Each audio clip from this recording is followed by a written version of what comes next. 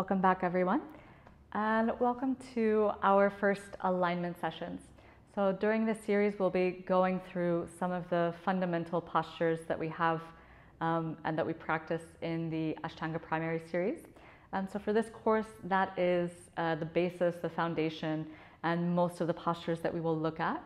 We will spend a little bit of time with a few other poses that are some of the most common postures that we see in a vinyasa class as well.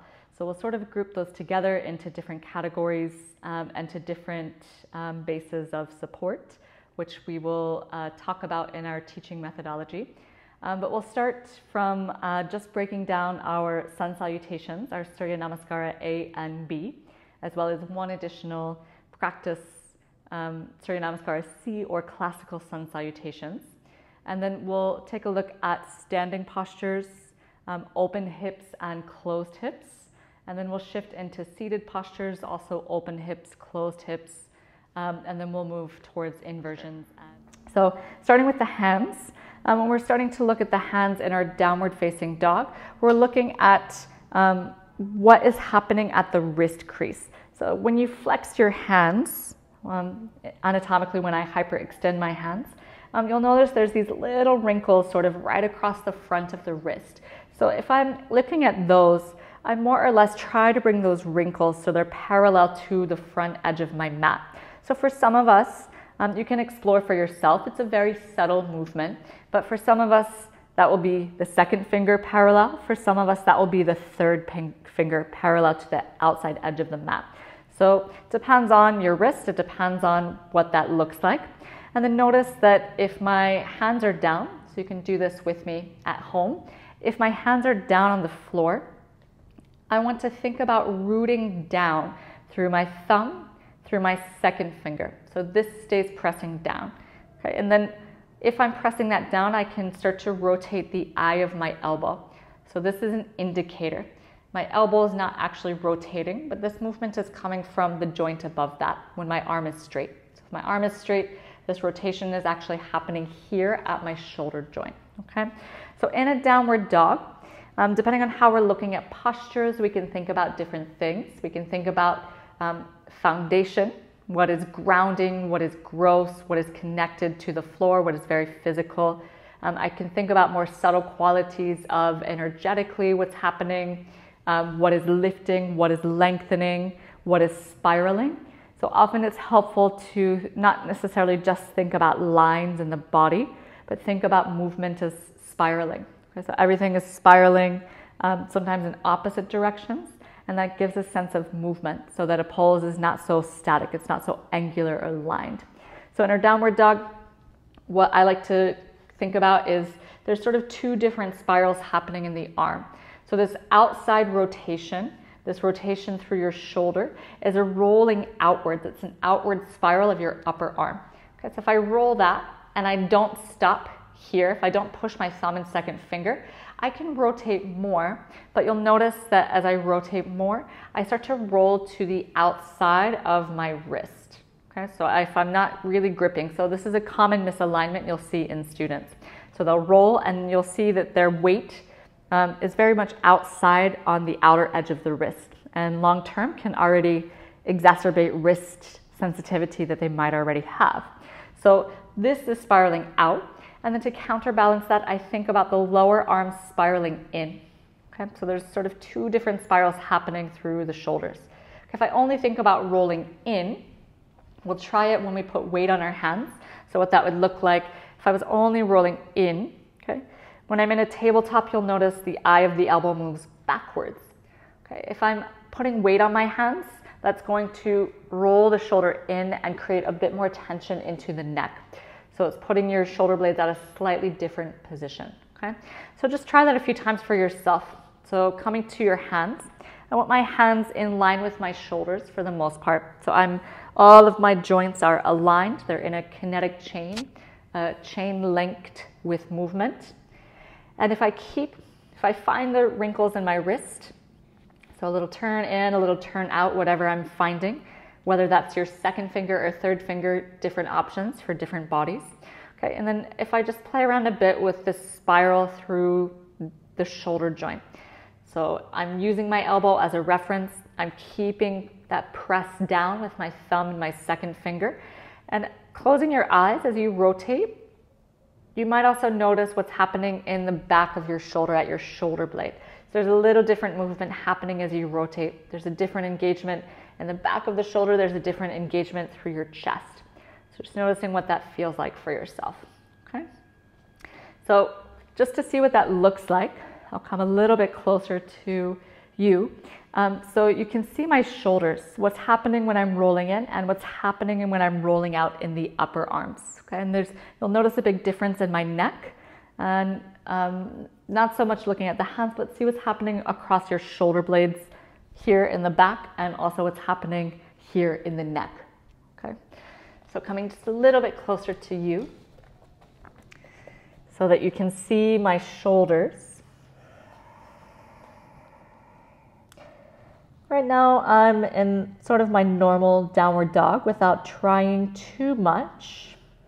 But if I roll my shoulders in, okay, I won't necessarily recommend that you try this because it doesn't feel great, but you'll see what's happening in my neck. And there's a little bit, for me, there's a little bit more of a pinching sensation on my right shoulder on this side. Okay, this is a rolling in of my upper arm bones. And then this is a rolling out. So we see that the neck is a little freer. There should feel like there's a little more space between the upper part of the neck and the lower ears. So the shoulders are out of the ears is a cue we might have heard. Okay, so getting that roll. All right. As I find that, you'll come to this in anatomy, but the muscle that's really helping that rotation, the movement of your shoulder blades around. I'm trying to get my shoulder blades to wrap to the outside of my rib cage. The muscle that is doing that is the serratus anterior. So it's a muscle on the side of the rib cage that when it's engaged, it almost feels like you're giving yourself a little hug. So we're going to try and activate that with a very simple exercise right now. This is in one of your first asana classes as well. So you might have already done it, but just to come back to it so we integrate it in our alignment classes. Okay, so very simple exercise from a tabletop. I sort of come into the chaturanga that I don't want to do. Okay, so I'm not doing push-ups, wide push-ups with the elbows out. In yoga, I'm keeping the elbows in.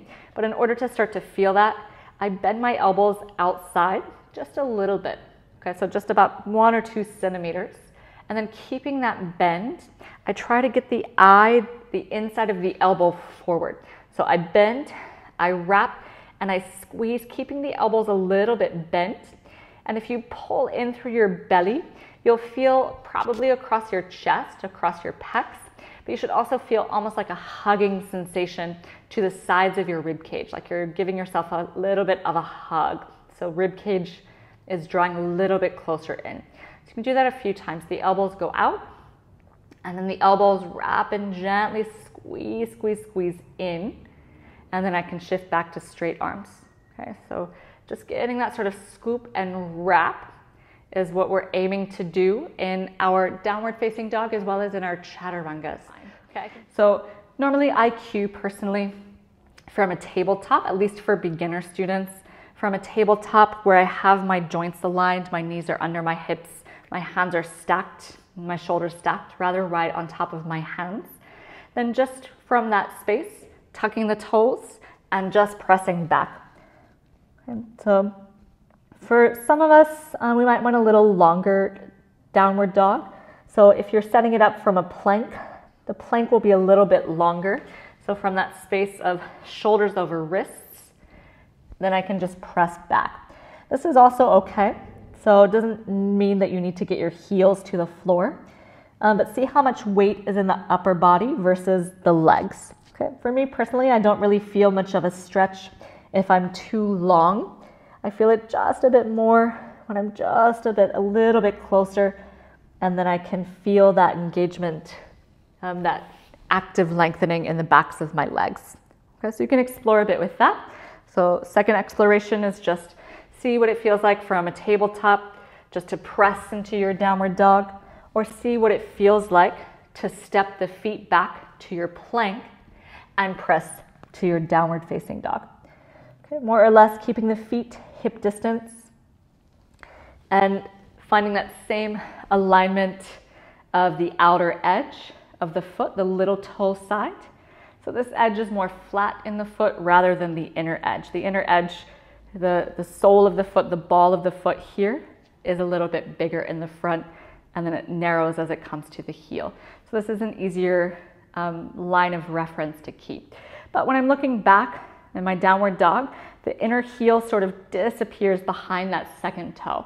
So if I'm looking back and I can see my heel, as in this line here, then that means I'm rotating a bit too much in my hips. As my heel moves a bit out and my toes move forward, then I'm getting an inner spiral in the upper hips.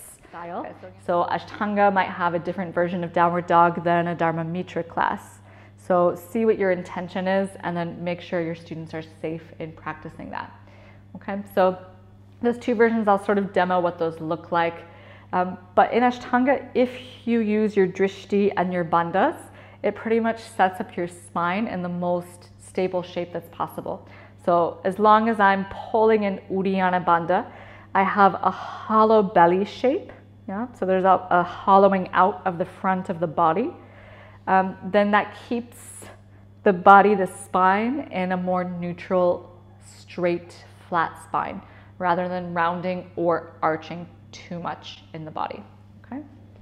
So what those look like, I'll try to do both. So if I'm really inflexible, that means I'm really tight. Basically my hamstrings, which cross the knee, they cross my hips. They're so tight that they pull my pelvis, they pull my hips towards my heels. So if I'm rounding in my downward dog, you'll often see this. Okay? So the spine is rounded, and it also puts more weight into my hands. So it doesn't give me a lot of ability to push if I can't move my hips anywhere. Okay? And then the opposite of that, I'll come a little bit longer for me to do this, is someone that's super mobile. So already just the lower back is so lifted. So I have first option where I'm really almost in a back bend in my lower back, or maybe in my shoulders are really open and I'm all the way down. So in this version, I can't see my belly button. So I can change my drishti. So just changing my drishti first brings me out of my shoulders. And then activating Uddiyana Bandha especially, so that hollow shape will carry the rest and support the lower back. Okay. So key alignment, look at the spine. Key alignment, second one I would say, look at the shoulders, what's really happening. Because for students, for me, the common tendencies of people complaining about pain in sun salutations or downward dog, they either feel it in their neck, partially because they're trying to see the teacher, they're looking up, or they feel it in their lower back, especially a bit more in women. So if you're really flexible, you want to be careful that you're not coming into that hyper extended, that back bend of the lower back in your downward facing dog.